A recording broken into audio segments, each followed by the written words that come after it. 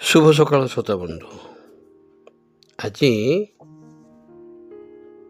ସ୍ମୃତି ମୋର ନିଝୁମ ରାତିର ସାଥୀ ଚ୍ୟାନେଲ ତରଫରୁ ଆଜି ମୋ ନିଜ କାହାଣୀ ପଢ଼ିବାକୁ ଆସିନି ଆଜ୍ଞା। ଆଜି ଓଡ଼ିଆ ନୀତିବାଣୀ ଓ ସୁବିଚାର ଫେସବୁକ୍ରେ ଗୋଟେ କାହାଣୀଟେ ପଢ଼ିଛି, ବଡ଼ ସୁନ୍ଦର ଲାଗିଲା। ଲେଖକ କିଏ ମୁଁ ଜାଣିନି, କିନ୍ତୁ ଯାହା ଆସିଥିଲା ସେଥିରେ ଡମ୍ବରୁଧର କଅଁର ଆଉ ତାଙ୍କର 14 ଜଣ ସାଥୀ, ଯେଉଁମାନେ ବି କାହାଣୀଟି ପୋଷ୍ଟ କରିଛନ୍ତି, ବଡ଼ ସୁନ୍ଦର ଲାଗୁଛି। ହଜି ଯାଇଥିବା ଆମର ସେହି ସଂସ୍କୃତିକୁ ଆମେ ପୁନର୍ବାର ଆଉ ଥରେ ପଢ଼ିବାକୁ ପାଇଲେ। କିନ୍ତୁ ଆଜ୍ଞା, ଆପଣ କାହାଣୀଟି ଏତେ ମର୍ମସ୍ପର୍ଶୀ, ଭାଷାଗତ ଜ୍ଞାନ ଏତେ ସରଳ, ଆଜି ପଢ଼ିବାକୁ ଟିକେ ଇଚ୍ଛା ହେଲା। ସମସ୍ତଙ୍କ ସାଙ୍ଗରେ ସେ କାହାଣୀ ଟିକେ ବାଣ୍ଟିବାକୁ ଇଚ୍ଛା ହେଲା। ଆଉ ମୁଁ ମୋ ଚ୍ୟାନେଲ ତରଫରୁ ଚେଷ୍ଟା କରିଛି ତାକୁ ପଢ଼ିବା ପାଇଁ। ଆଉ ଯଦି କିଛି ଭୁଲ ତ୍ରୁଟି ରୁହେ ତାହେଲେ ଦୋଷ ମାର୍ଜନା କରିବେ ଆଜ୍ଞା। ନିଜର ଭାଇ ଭାବି ମୋତେ କ୍ଷମା କରିବେ। ତାହେଲେ ଆରମ୍ଭ କରୁଛି ଆଜିର ସେ କାହାଣୀ,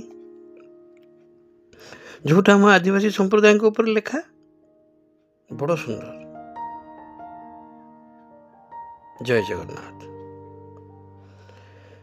ଜୁହାର। ମୁଁ ଆପଣଙ୍କ ଭିତରୁ ଜଣେ। ଏ ମାଟି, ପାଣି, ପବନ ଆଉ ଜଙ୍ଗଲର ସନ୍ତାନ ମୁଁ। ମୋତେ ଲୋକେ ଆଦିବାସୀ ବୋଲି କହନ୍ତି। ଆପଣମାନେ ଆମ ବିଷୟ ବହିରେ ତ ପଢ଼ିଥିବେ ନା, ଟିଭିରେ ଦେଖିଥିବେ।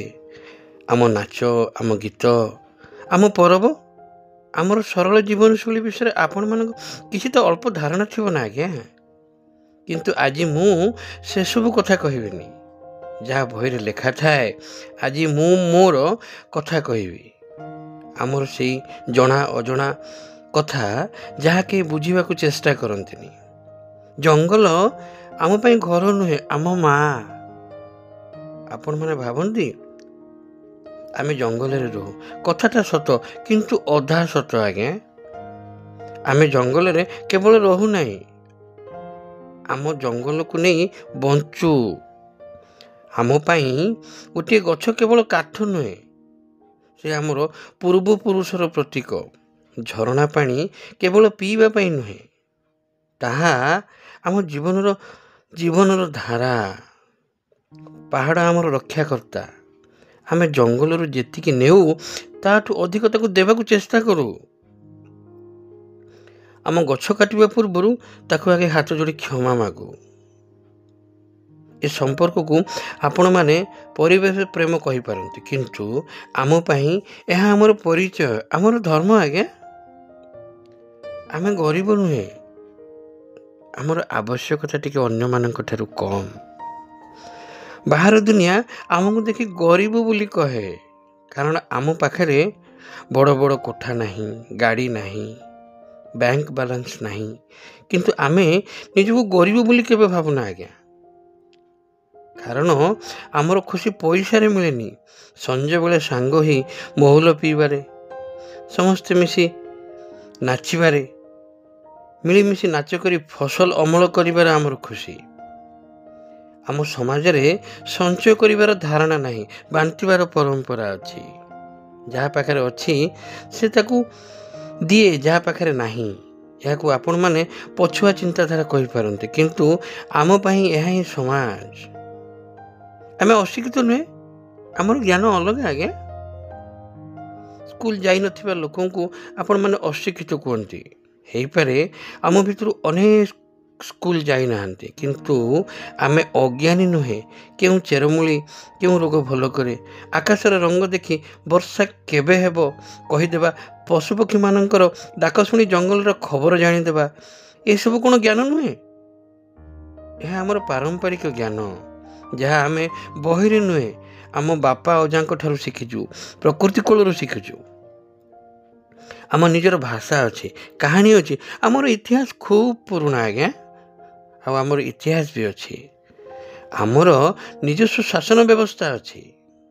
ଆପଣମାନଙ୍କର କୋର୍ଟ କଚେରୀ, ପୋଲିସ ଥାନା ଅଛି, ଆମର ବି ନିଜର ଶାସନ ବ୍ୟବସ୍ଥା ଅଛି। ଆମ ଗାଁର ମୁଖିଆ ଆଉ ଗାଁର ମୁରବୀମାନେ ମିଶି ଗାଁ ସଭାର ସବୁ ସମସ୍ୟାର ସମାଧାନ କରନ୍ତି। ଚୋରି ହେଉ କି ଝଗଡ଼ା ସବୁକିଛି ସେଇଠି ସମାଧାନ ହୁଏ। ଆମର ନିୟମ ସରଳ ଆଉ ସ୍ପଷ୍ଟ। ଦୋଷୀକୁ ଦଣ୍ଡ ମିଳେ, କିନ୍ତୁ ତାକୁ ସମାଜରୁ ବାହାର କରିଦିଆଯାଏ ନାହିଁ।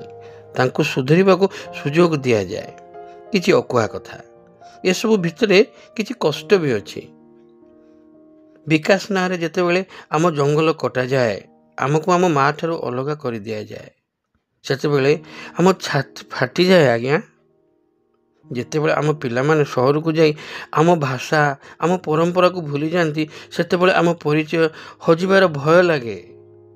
ଯେତେବେଳେ ଲୋକେ ଆମକୁ କେବଳ ନାଚ ଗୀତର ଏକ ପ୍ରଦର୍ଶନୀ ଭାବନ୍ତି, କିନ୍ତୁ ଆମ ଦୁଃଖ ବୁଝନ୍ତିନି, ସେତେବେଳେ ବହୁତ କଷ୍ଟ ଅନୁଭବ ହୁଏ ଆଜ୍ଞା। ଆମ ସମ୍ମାନ ଚାହୁଁ, ସହାନୁଭୂତି ନୁହେଁ। ଆମେ ଚାହୁଁ ଆପଣମାନେ ଆମକୁ ବୁଝନ୍ତୁ, ଆମର ଜୀବନ ଦର୍ଶନକୁ ବୁଝନ୍ତୁ। ଆମେ ବି ଏ ଦେଶର ମଣିଷ, କେବଳ ଏକ ସଂଗ୍ରହାଳୟର ସାମଗ୍ରୀ ନୁହେଁ। ଆମ ଜଙ୍ଗଲ, ଆମ ଜମି, ଆମ ପରିଚୟ ବଞ୍ଚିବାର ଅଧିକ ଆମକୁ ଦିଆଯାଉ। ଶେଷରେ ପୁଣି ଥରେ ଆପଣମାନଙ୍କୁ ହୃଦୟର ଗଭୀରତମ କୋଣରୁ ଜୁହାର। ଏଠି ଆପଣଙ୍କର ମୁଁ।